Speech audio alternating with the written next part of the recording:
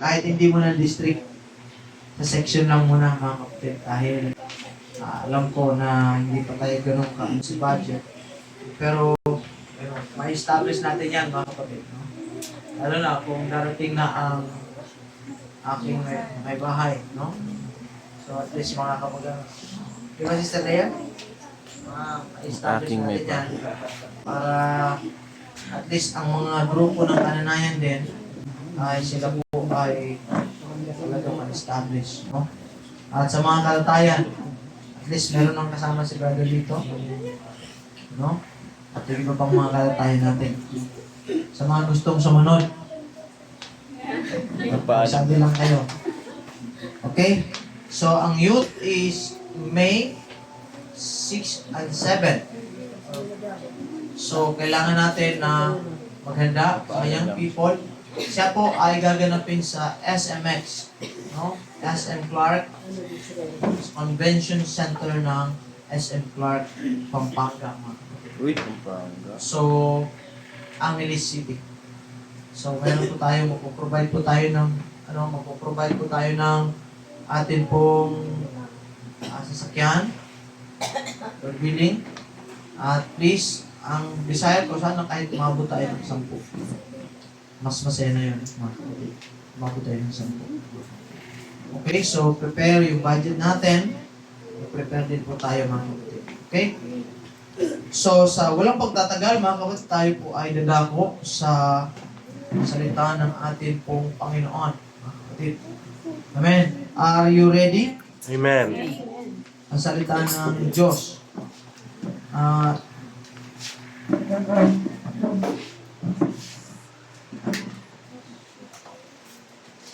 If you have your Bible, please.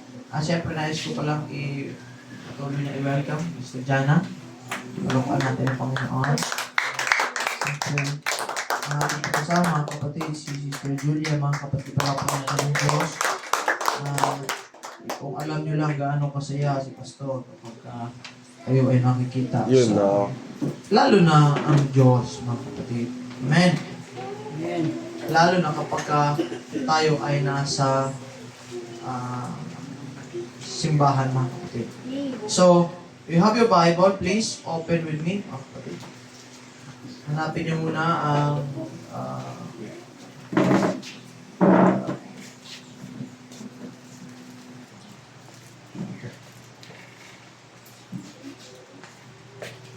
Matthew chapter 6 verse 24.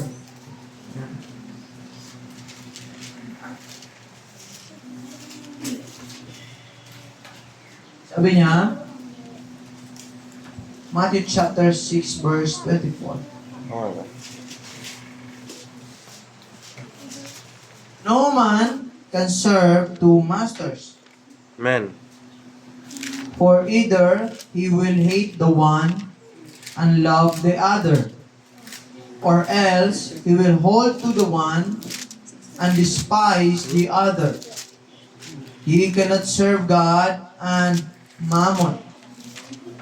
Sino may hindi makapaglilingkod sa dalawang Panginoon, sapagkat kapuputan niya ang isa at iibigin ang ikalawa, o kaya ay magtatapat siya sa isa at pawawalang halaga ang ikalawa.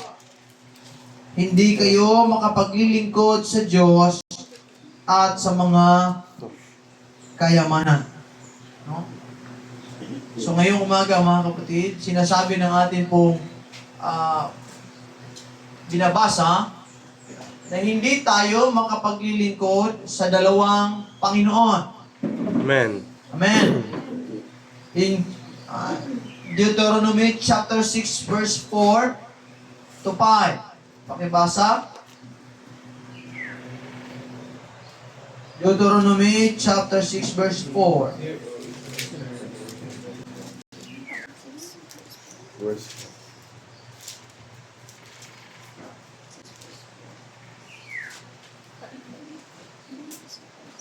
Pakinggan mo, Israel, si Yahweh. Pakinggan mo. Ano sabi? Pakinggan mo, Israel, si Yahweh, na ating Diyos. Ang tanging Yahweh. Ibigin mo si Yahweh na iyong Diyos ng buong puso, buong kaliwa at buong lakas. Ang mga utos niya ay itatanim niyo sa inyong puso. Turo ninyo ito sa inyong mga anak. Pag-aralan ninyo ito sa inyong tahanan, sa inyong paglalakbay, sa inyong pagtulog sa gabi, at sa inyong pagbangon sa umaga. Ipulupot ninyo ito sa inyong mga kamay bilang tanda. Itali ninyo sa inyong noo. Isulat sa mga hamba ng pintuan ng inyong bahay at mga tarangkahan. Deuteronomy sa King James tayo para paki Joke.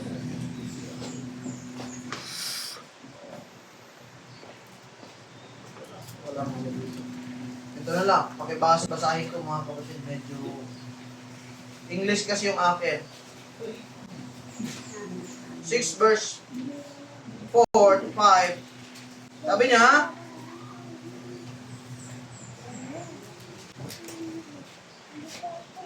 Hear, O Israel, the Lord our God is one Lord. Amen. Ang Diyos na ating Panginoon ay isang Panginoon. And thou shalt love the Lord your God with all your heart, with all your soul, and with all your strength. And these words which I commanded thee, this day shall be in thine heart. So una, ini-establish na iisa lang ang Panginoon. At dahil iisa lang ang Panginoon, iibigin natin siya ng buong puso, buong pag-iisip, buong lakas, at buong kaluluwa. At ito po ay ma-establish sa ating pong mga puso. That's why, sabi ng Biblia, you cannot serve two masters. Ngayong umaga mga kapatid, let me ask you a question. Whose master are you serving? Huh? Whose master are you serving? Sinong Panginoon ang iyong pinaglilingkuran? So, let us pray mga kapatid. At si Lord ang manguna sa atin. Hallelujah. Let us bow our head. And let us pray. Heavenly Father, we thank you, God. We are grateful today sa oras na ipinagkaloob mo po sa amin. Thank you, Lord, dahil hindi mo kami pinabayaan, O God. Thank you dahil sinamahan mo kami sa buong isang linggo. Hindi mo kami iniwan, Panginoon, at nararamdaman namin ang iyong patnubay, ang iyong pag-ibig sa amin. Bagamat may mga panahon na kami ay nagkukulang sa amin pong relationship sa iyo. Kulang kami sa communication, sa pagsunod, Panginoon. Patawarin niyo po kami. At salamat, binigyan mo kami ng chance muli na makapagbigay ng panahon, pumunta, dumako sa tahanan ito. Ikaw ang patuloy na kumilos sa aming pong buhay. Buksan mo po ang aming pong puso. Buksan mo po ang pag-unawa ng bawat isa at ilagay mo ng maayos, Panginoon, ang iyong mga salita sa amin pong mga puso. Purihin ka, ganun din sa lahat ng mararating ng tinig na ito. Ikaw ang magbukas sa kanilang puso at pagpalain mo sila maging ang kanilang pamilya. In Jesus' name I pray. Amen. Palakpakan natin ang Panginoon, mga kapatid, at tayo po ay makakapuna in the presence of the Lord. Hallelujah. Let us, first of all, mga kapatid, I would like to thank, hallelujah, the Lord sa kanyang kabutihan sa bawat isa sa atin. I thank the Lord sa opportunity na makasama kayo. It's such an honor. Amen. Makasama kayo mga kapatid. Hallelujah. So, Are you ready? Amen. Ha? Ready. Ikaw ba ay handa na makinig na? Basta, pastor, huwag mo lang kaming patamaan, ha? Okay lang yan. Alam mo, mga kapatid, kung walang salita ng Diyos na pupukpok sa atin pong mga puso at magpapaalala sa atin, papaano po tayo makakatanggap ng kanyang mga pangako. So, i-ready natin ang atin pong mga puso at isipan sa araw na ito, mga kapatid. Okay, sa walang pagtatagal, I hope na nandito kayo dahil sa sino dito yung nami-miss niya ang pagsamba? Amen. Ha? Right. Sino dito yung pumunta lang dito dahil siyempre, si Pastor Guapo. Praise God. Siyempre, pumunta lang sa church dahil nakasanayan. Or, sino dito yung pupunta sa church dahil gusto kong sumamba sa Panginoon? Amen. Gusto kong pasalamatan ng Diyos. Parang mas pinipili niyo yung Guapo, Amen. Hallelujah. So, let us discuss this, mga kapatid. Whose master are you serving? Sino ba sa atin ang nag-serve, hallelujah, sa Panginoon? I do believe na tayong lahat ay nag-serve sa isang Diyos. Amen. Amen. And once we serve our God, kailangan, mga kapatid, nandoon ang ating pong puso. Yes. Amen? Sapagkat kung ikaw ay naglilingkod, or sabihin natin, sinasabi mong ikay naglilingkod, and yet, ang ating pong puso ay wala sa Kanya, it's not really true na tayo po ay naglilingkod. Amen? Dahil kung sino ang iyong pinaglilingkuran, nandoon ang iyong buong puso. Aha. Pastor, pwede bang pangalawa? Huwag na. Sabihin, huwag kang salawahan. Amen. Ano pa siya pag tatlo? Hallelujah, hallelujah. Hindi po pwede. Because the Bible says, describe the Lord, that He is a jealous God. At hindi lang po yung ibig sabihin nagsiselos. Ibig sabihin parang gumagawa siya ng ng masama para parusahan ka dahil nangaliwa ka. Nangaliwa ako. Kundi, nakikita kasi, mga kapatid, ng Panginoon ang puso ng tao. And if you think about what He has done for us as His creation, imagine siyang Diyos na makapangyarihan sa lahat, lumikha ng langit at lupa. Lumikha ng firmament, mga kapatid. Lumikha ng tubig. Lahat ng bagay sa mundo, siya ang gumawa. At yung kanyang special na ginawa, which is tayo, mga kapatid, lumabag sa Kanya, lumaban sa Kanya, sumuway sa Kanya. Kung tutusin, mayroon na siyang reason para lahat lipulin, mga kapatid. Pwedeng i-destroy niya lahat ng lahat ng ito, mga kapatid. But what He has done, sabi niya, dahil sobrang mahal ko sila, I will give myself for them. Amen. Sakto na eh. Sino dito yung mainipin, tsaka yung madaling mapikon? Ha? Diba? Yung, natatandaan niyo yung kinukulit ka? Tapos sabi mo, huwag kang mangulit. Tapos kinukulit ka pa rin. Huwag kang makulit. Sa paulit-ulit, bigla mong sinapok. Diba? Sinabi na huwag kang makulit eh. Diba? Kung may karapatan ka palang pumatay, papatayin mo na eh. Diba? Pwede na eh. Pero si Lord hindi ganoon, mga kapatid. Hallelujah, hallelujah. Si Lord ay talagang ibinigay pa niya ang kanyang sarili. Ganon siya nagmahal sa atin. And yet, if you think about it, na ang kanyang gusto lamang ay magkaroon ng relationship, connection sa kanyang creation, and yet ang kanyang creation ayaw sa kanya, mga kapatid. And that's why, ang nararamdaman ng tao kung tayo ay nagsiselos, na yung mahal natin, may mahal din iba.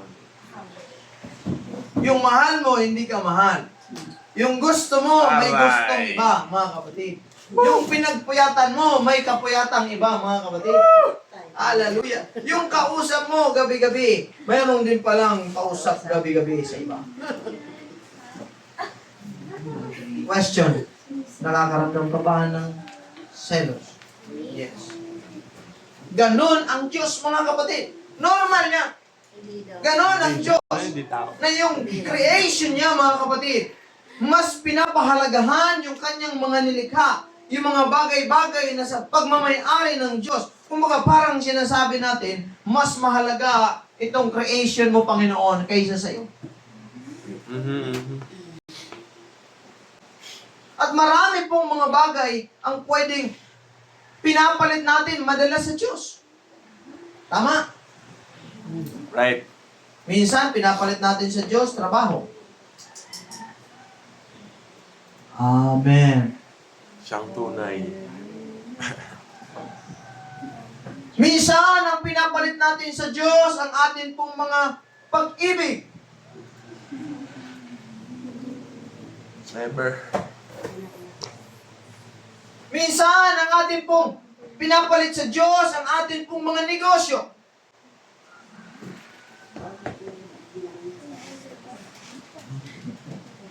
O minsan, ang pinagpapalit natin sa Diyos, ang kayamanan.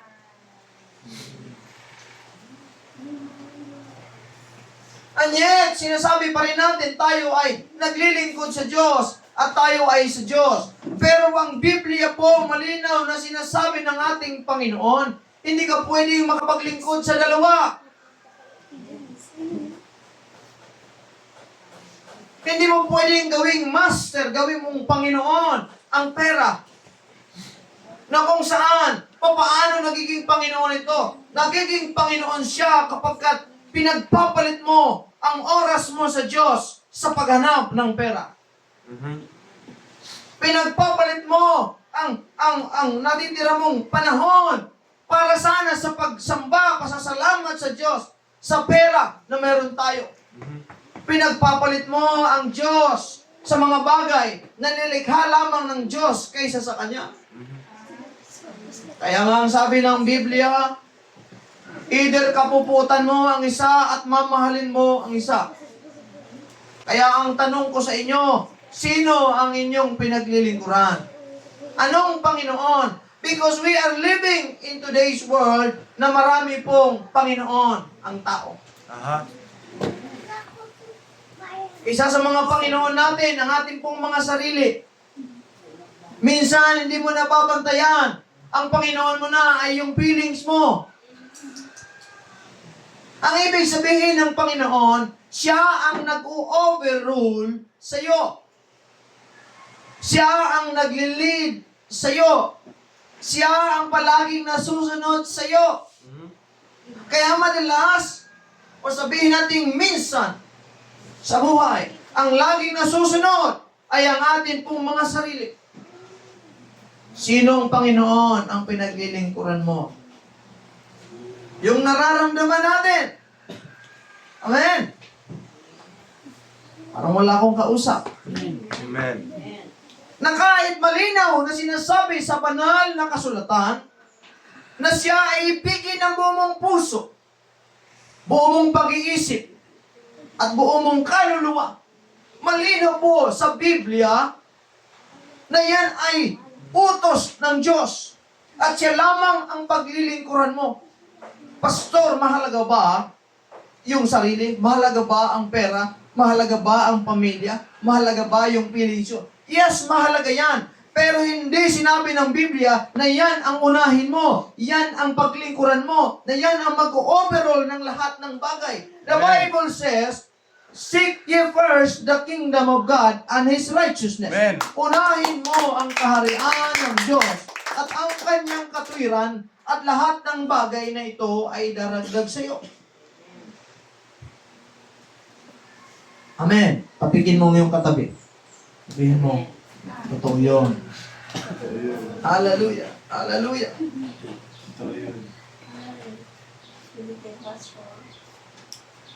Unang pinaglilingkuran. Kayamanan. Pera. Sino yung gusto ng pera?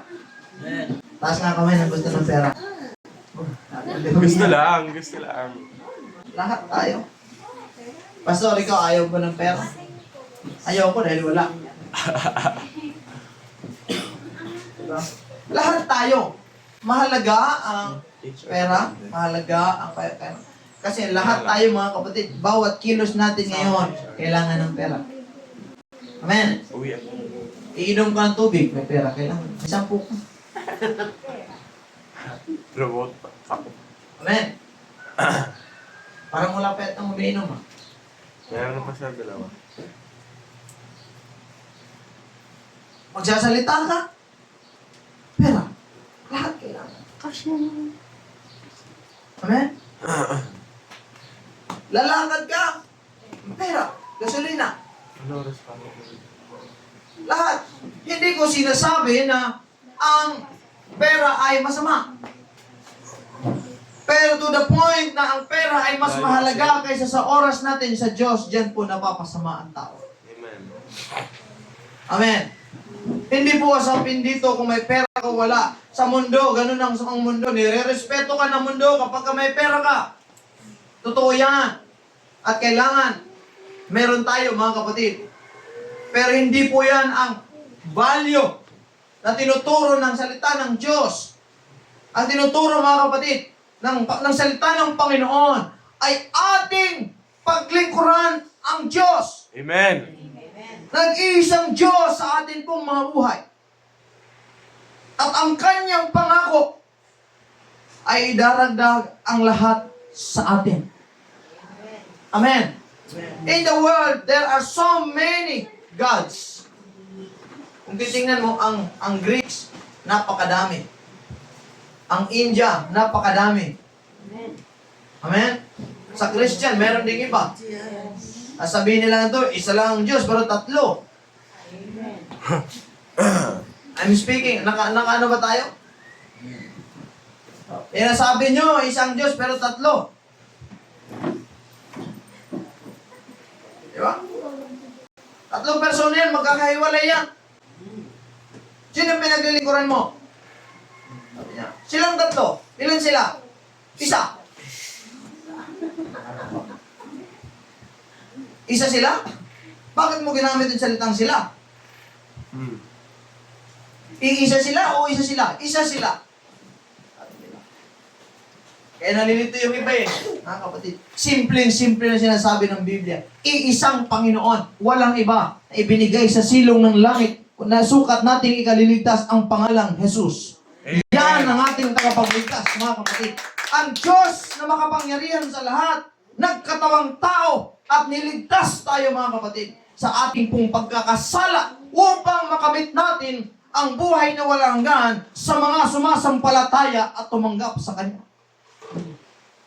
Amen. Palakpakan natin ang ating pong Panginoon. Diniscuss natin na nakaraan si Marta at si Maria. Gusto nilang parehong maglingkod sa Diyos, kaya lang sa ibang paraan si Marta naglingkod. Siya ay busy sa kanyang mga ginagawa para sa paghahanda sa pagkain ng ating pong Panginoon. Pero si Maria, mga kapatid, nandoon sa tabi ng ating pong Panginoon at nakikinig ng kanyang mga salita. At abalang-abala si Maria, mga kapatid, si Marta. At nakita natin ang sinasabi ng Biblia na one thing is necessary. Hindi mawawala kay Maria yung kanyang mga napakinggan na salita ng Diyos. Yung mga ginagawa natin, alam mo, kahit gaano ka kapakabisi sa buhay, kung yung mga kinabisihan mo ay walang kinalaman sa purpose ng Diyos sa buhay mo, wala rin kabuluhan. Amen! Amen. Hallelujah! Palakpakan natin ang ating pong Panginoon. Hallelujah! Now, gusto ng Diyos, saan tayo? Gustong malaman saan tayo. Sino ang pinaglilingkuran mo? Kung sino ang pinaglilingkuran mo, yun yung nagdidikta ng buhay mo. Amen. Halimbawa, nakita sa yung materialistic. Kasi nga, ang pinaglilingkuran mo, material. Amen. Nakita sa atin, pera. Pero na, matitest yung attitude pagdating na sa pera. Diba? Kung saan yung puso mo, minsan doon ni Lord, ilalagay tayo, ititest tayo. Amen? Kaya yung dating nagsasabing, magtatapat ako sa Diyos. Wala pa kasi. Talagang, pastor, talagang gusto kong gawin. Magtapat ako sa aking pagbibigay, sa aking tungkulin sa church. Kasi wala pa. Sabi ni Lord, bigyan niya kita ngayon. Diba nang nagkaroon na? Parang ang bigat na. Nagkaroon ng susi. Nagkaroon ng padlock yung bulsa, mga kapatid. Diba? Kasi nga, i-expose ng Diyos yung motive ng puso natin. Na kahit anong sabihin mo, mga kapatid, ang Diyos talaga ang magpapatunay kung ano talaga ang nilalaman natin, mga kapatid. Amen. Amen. Hallelujah, hallelujah, hallelujah. Ngayong umaga, mga kapatid, maiksi lamang ang pangangaral. Gusto ng Diyos malaman sa inyo sino at ano ang ating pong pinaglilingkuran. Kung ikaw ay naglilingkod sa tunay na Diyos, makikita sa iyong buhay. Aha. Makikita sa iyong paglakad. Makikita sa iyong paggawi. Makikita sa iyong pamumuhay. Amen. Kung reklamo ka ng reklamo sa buhay, reklamo ka ng reklamo sa nangyayari, maybe that's the point. That's the proof na hindi talaga ang puso mo tunay na naka-align at naglilingkod sa Diyos. Amen. Why? Because if anyone is in Christ, mga kapatid, Is in your grace. is a new creation. Makikita sa kanyang buhay. May pagbabago sa kanyang buhay, mga kapatid. Sinasabi ko sa inyo, kung walang pagbabago sa buhay ng isang Kristiyano, maaring ang kanyang puso ay malayo talaga sa paglilingkod sa Diyos. Amen. Nangihina ka. Saan ka? Kasi ganito. Sunday, ilang oras tayo sa church? 3. Maximum 3. Yung iba, ano pa? Bakit tagal naman ni Pastor? Ang preaching nga, talagang, mga isang oras ah. May ano pa ako dun sa bahay, may katahin pa. Diba? May kailangan ba akong gawin? Ang tagal ng simba. Diba? Ang tagal sa simbahan. Imagine, no? Sa isang linggo, 3 hours ka lang kay Lord. 3 hours mong kasama ang presensya ng Panginoon. Tapos, may kachat ka pang iba. May kahati pa. Papayag ka ba ng Sister Emma? Minsan na nga lang tayo magkita. Tapos nagsiselfone ka pa. Sino nakaranas ng gano'n? Ha? Bata pa ka ba siya? Ano nasa mo yan? Diba? Yung buong kayo hindi nagkita. Tapos, nung nagkita kayo, laging naggaganon. Nag-usap kayo sa lamesa. Naggaganon. May inis kayo. Di ba, Sister Jana? May inis kayo. Bakit? Kasi yung attention wala sa'yo. Pero alam mo, madalas ginagawa natin yan sa Panginoon. Once a week, pupunta sa simbahan. 3 hours. Ito.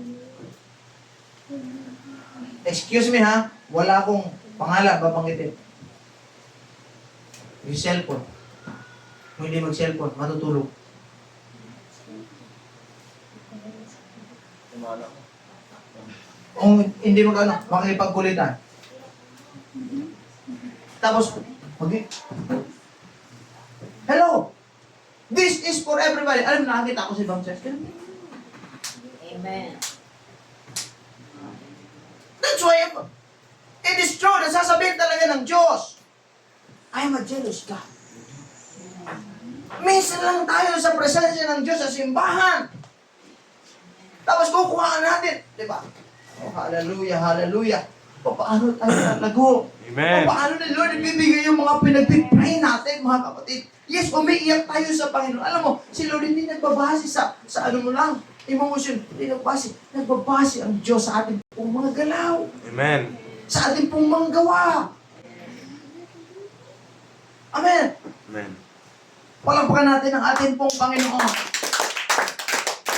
Kailangan, habang maaga pa, maiayos natin ang ating pong paglilingkod sa Diyos. Makita at mahanap natin sa ating pong puso, tunay nga ba tayong naglilingkod sa Diyos? O hindi? O sino ba talaga yung pinaglilingkuran natin? Makikita yan sa kung kanino ka mas maraming oras. Mhm. At kung sino ang priority ng buhay.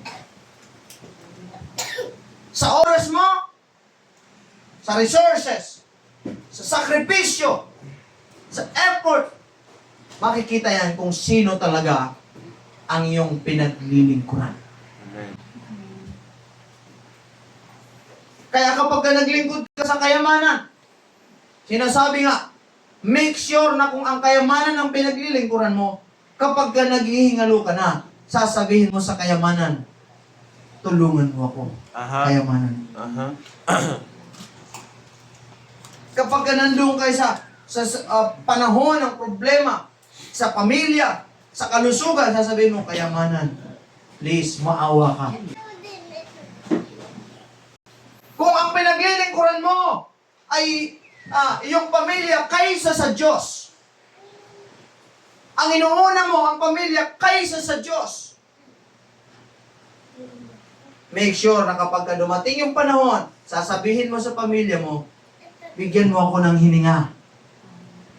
Ilipat mo sa akin ang iyong hininga. Kaya mo ba tanggapin? Eh, paano kung wala pang toothbrush yun?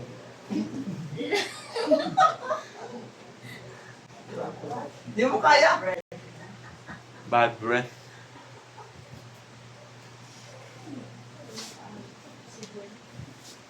Bakit kailangan natin maisip yan? Kailangan natin maiayos yan. At kung walang salita ng Diyos ang magpapaalala sa atin, mga kapatid, walang mangyayari. Amen. Kapag tinotolerate natin ang ating pong mga sarili, ang ating pong mga hakbang sa panahon natin ngayon, naghanap tayo ng growth, naghanap tayo ng magandang mangyayari sa kinabukasan, pero yung ginagawa natin paulit-ulit lang. Kailangan ng paglago. Right. At kapag ka nakita ng Diyos sa puso at sa buhay natin, na totoo ang ating pong paglilingkod sa Kanya, doon ang Diyos ginagrant yung mga desire ng puso natin. That's why the Bible says, delight yourself also in the Lord, and He shall give you the desire of your heart. Amen. So ang Diyos na pinaglilingkuran natin, hindi po siya basta-basta nagbibigay lang ng anumang gusto natin. Mayroong requirements. Kasi nga matalino ang Diyos. Kapag ay binigay sa iyo lahat ng gusto mo, baka gustuhin mo aeroplano. Sabi mo, laglagan ka ng aeroplano, pal. Ilaglag ni Lord sa iyo, kaya mo. Diba?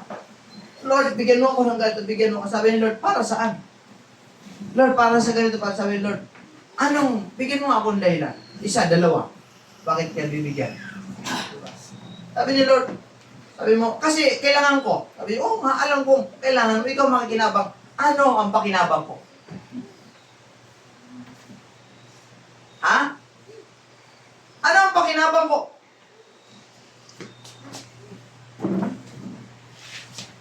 Baka pagbibigay ba ng glory? sa Panginoon? Alam mo yun, kapag ikaw ay sa business, di ba?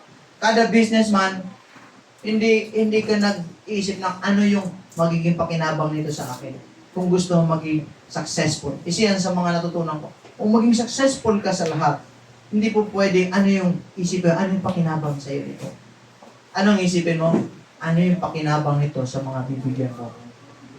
Yan yung spirit ng entrepreneurship. Halimbawa, ang fried chicken, o yung Jollibee. Ang Jollibee, nung sila ay nag-isip ng business, hindi sila nag-isip na parang, magkano yung ano ko agad? Ano yung pakinabang nito sa akin? Ang inisip nila is, mag-serve tayo sa kanila, yung mga pagod, yung mga ayaw na magluto, tayo na magluto sa kanila. So, na-feel ng mga customer na parang, uy, ready-made ito, babayaran na lang natin. Babayaran. Hindi sila nag-isip na magkano. No, iniisip nila paano sila makapag-serve sa tao. At ang katumbas ng service nila, okay na. If we connect it to our spirituality, minsan ganun. Pag naglingkod ka, gusto ko lang kasi may pakinabang sa Diyos. Naglingkod ako para may blessing. No. Naglingkod ako dahil may kailangan ako sa Diyos. No. Dapat pumunta ka simbahan, maglilingkod ka sa Diyos. Gagalaw ka, kikilos ka, ahayo ka. Lahat ng gagawin mo. Gusto kong mapapurihan ng Diyos. Gusto kong mag-glorify ang Panginoon. Gusto kong masamba ang Panginoon. Ma-exalt ang pangalan ng Panginoon. Dahil yan, mga kapatid. Kaya ang sabi ng Panginoon, for the joy, sabi ng Biblia, for the joy of the Lord is my strength. Maraming humihina, nanghihina. Bakit? Kasi nga hindi nila nabibigyan ng kalukuran ng ating pong Panginoong Diyos. Amen. Amen. Amen? Pero the moment na ikaw ay active sa church, kita mo yung mga active sa church. Hindi lang sa church, active sa Panginoon. Okay? Mali. Ito, babaguhin natin yan. Huwag ka lang active sa church. Pagka-active ka lang sa church, manghihina ka. Amen? Dapat active ka. Active yung relationship niyo sa Panginoon. Amen? Maraming active sa church. Pumunta pagkasimba, simba. Pero pag sa labas, wala na. Diba? Spiritually drained. Pagdating sa simbahan, lantay na. Bakit? Kasi nga, aring sa church lang ang kanilang pinapriority. No. Ang church po, ito, dito sa church is bunga po, yung pagpunta mo sa church, bunga ng iyong magandang relasyon, komunikasyon sa church. Sa araw-araw mong pamumuhay. Amen. Yes, pumunta sa church, kailangan natin, Pastor, pumunta ako sa church, gusto ko marinig muli yung salita ng Diyos. Yes, kailangan mo marinig muli. Kaya lang, pagdating mo sa inyo, ipapamuhay mo ba? Dapat ipapamuhay mo, mga kapatid. Dahil darating pagsubok, darating yung mga tukso. Sino dito yung tinutokso? Araw-araw. Amen. Diba? Tutukso ko matay kasi. Lalo pagkagwapo ka. Siyang Diba? tunay. Andrew? Siyang tunay. Diba? Tinutokso ka ng mga, kapre, lahat ng Sumama na daw ako sa ilapad. Diba? Tinutokso ka ng kahit sino, mga kapatid. Kaya ang salita ng Diyos, araw-araw mo dapat, diba? Kumustahin ko nga kayo. Ano ba yung natutunan nyo last week sa preaching? Ano yung preaching? Last week? Ha? Ano po yun eh? Alam kong natatandaan nyo, ayaw nyo lang sabihin. Diba? Ipapamuhay natin ang salita ng Diyos. Bawal, mga kapatid, malapit na ang kanyang pagbabalik. Amen. Bawal na, nakikinig lang tayo, hindi natin siya pa sa puso. Kaya ang Biblia, mga kapatid, malinaw. Love the Lord, your God, with all your heart. Sino ba ang minamahal mo na higit sa Diyos? Pastor, wala. Pero, huwag nating sabihin, gawin po natin. Ipakita Amen. po natin na talaga tunay ang pagmamahal natin sa Diyos. At siya lamang ang paglilingkuran natin sa buhay, mga kapatid. Ang kayamanan maganda, pero tool lang yan, mga kapatid. Yan ay instrumento lang.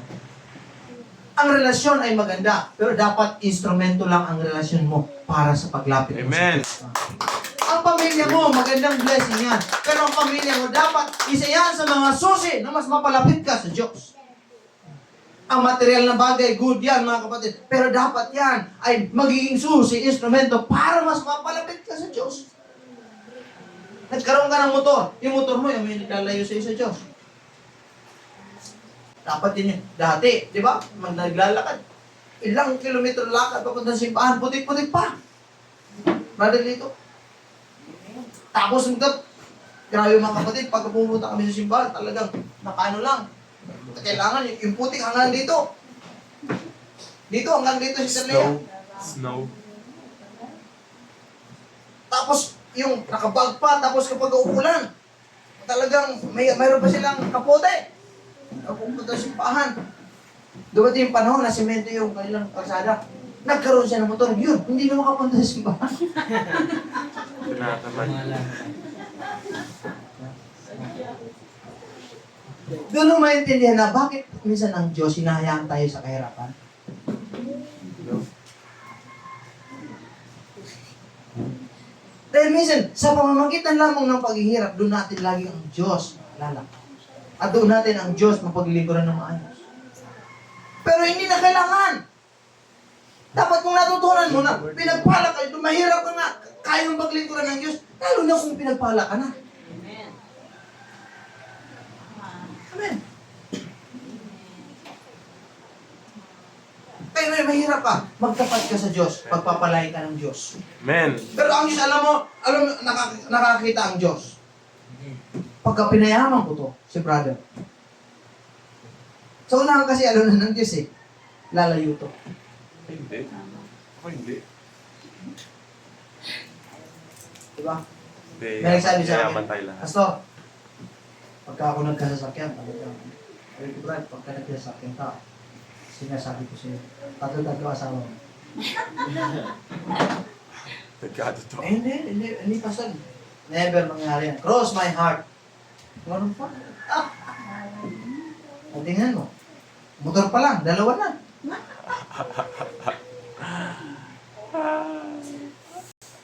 Diba? Nakadalawa na siya. Motor pa lang meron siya.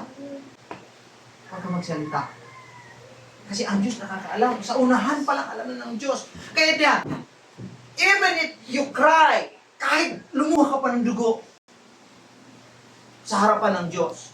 Kung ang puso mo talaga wala sa Diyos, imposible yung mga pinagpipring. Amen. Makuha mo man yan by your strength, sa iyong kaalaman, sa iyong galing dumiskarte, pero hindi ka mapupulfill dyan. Ah. Hindi ka sasaya dyan. Hindi ka magiging maligaya dyan. Nakita na ba kayo ng mga tao nangharap na mayumaman? Nung yumaman, nagsabi, mabuti pa nung mahirap kami.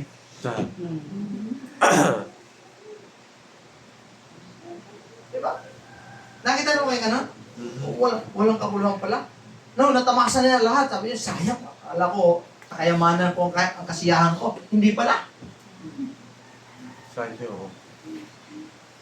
Why? Because there is nothing in this world can fulfill us na makakapagpuno ng puso natin. Kundi ang presensya lamang ng Diyos. Kaya nga inutos, thou shall love the Lord your God with all your heart, with all your strength, and with all your soul. Why? Dahil ang Diyos lamang ang makapagpupuno sa iyo, mga kapatid, ng iyong puso, mga kapatid. Kung nangangailangan ka ng kagalakan, nasa Panginoon. Kaginawa, nasa Panginoon. Amen. Kapayapaan, nasa Panginoon. Pag-asa, nasa Panginoon. Pag-ibig, nasa Panginoon, mga kapatid. Panampalataya. Ang kailangan mo sa Panginoon. Walang kayamanan na makakapagpuno sa iyo. Walang anumang ganda ng relasyon, kahit sikat pa kayong couple, walang makakapagpuno sa iyo. Walang anumang pamilya ang makakapagpuno sa iyo. Kahit sabihin na, ayun, magpapamilya ako, kahit fulfill na ako. No. Hindi yan. Kompleto na ako pamilya. No! Walang ibang bagay makapagpuno sa iyo makakapag-ayos ng lahat sa atin maliban na kung bumalik tayo sa original na disenyo ng Diyos sa atin po. Amen. Palakpakan natin ang Diyos. Palakpakan natin ng palakpak na para sa Panginoon. Sa araw na ito, mga kapatid, tanungin kita, sino ang pinaglilingkuran mong Panginoon? Who controls your day? Ha? Who controls your attention? Who controls your habit? Yung mga pangarap mo, sino? Ano ba ang meron sa'yo sa isip mo ngayon? Na-occupy ba yan ng Panginoon o ibang bagay? Pastor, kailangan ko ito. Bakit ang Diyos huli? Should be na ang Diyos una. Amen. Kailangan ang buhay natin in order. In order. Hindi ka out of order. Ano yung ibig sabihin? Una, ang Diyos. Sa isip mo, sa puso mo, sa gawa mo, sa salita mo. Ang Diyos. Next, ikaw, pamilya, lahat, mga kapatid. Pero hindi po pwede ang Diyos, kalawa, ikatlo, hanggang sa huli. Sa oras mo, ang Diyos. Amen. Sino dito yung nakapagbigay ba ng oras sa Diyos araw-araw? Amen. Ha? Ay, busy-busy tayo sa paghanap buhay. Pero ang Diyos, wala na. Wala na oras ang Diyos. Pero ito, sinasabi pa rin natin, mahal ko si Lord. I love the Lord. Yes, Lord. Pero wala na tayong oras sa Panginoon. Sino pinaglilingkuran natin? Ang ating mga sarili. Sinong mas sinusunod natin? Sarili natin o ang Diyos? Kapatid, let us serve the one true living God. Amen. Si Lord, mga kapatid. At ito po ang garantiya ng Panginoon. Everything will fall into its right place kapag ang Diyos inuna natin. Ako yan, yung ano ko sa Panginoon, mga kapatid. Ito, magpapanibagong chapter ako sa buhay. Sa mag-aasawa. Yan, ng Diyos siya. Una, ministry, family. And then next, unti-unti mga kapatid, dadalhin tayo ng Diyos sa Kanyang pangako sa atin, mga kapatid. Sinasabi ko mga kagabi, never kong inisip na kung saan ako. Never kong inisip na. Parang, gano'ng kahirap man ang panahon. Pero yan, naglilingkod ako sa Diyos. At alam ko na ang Diyos. Pinadala ako doon sa Kanyang mga pangako sa buhay ko. Gaano mong kahirap yan, papunta pa rin doon sa lugar na pinangako ng Diyos. There's only one destination. That's success. When I say success, that means heaven. Amen. And that means blessing. That means, sabi ng Biblia, I know the plans I have for you. Not to harm you, but to prosper you, to have good success. Marami mong mga daan, paliko, ano yun sa Tagalog? Paano ba? Pakyat. Diba? Bako-bako, mga kapatid. Pero lahat yan ay parte ng proseso papunta doon sa pangako ng Diyos. That's right. Amen. Kaya kung dumadaan tayo sa ganitong klaseng, sa ganitong stage, mga kapatid, may mga nandyan, may mga pumupunta, may mga nawawala, mga kapatid, tumatalikod, huwag kang panghinaan ng loob. Amen. Huwag kang susukoy, wala na yung idol ko. Di na rin ako, pumunta ka dahil si Lord ang nagtawag sa iyo. Ang tumawag sa inyo dito, hindi si pastor. Pastor, aksidente lang ako napunta dyan.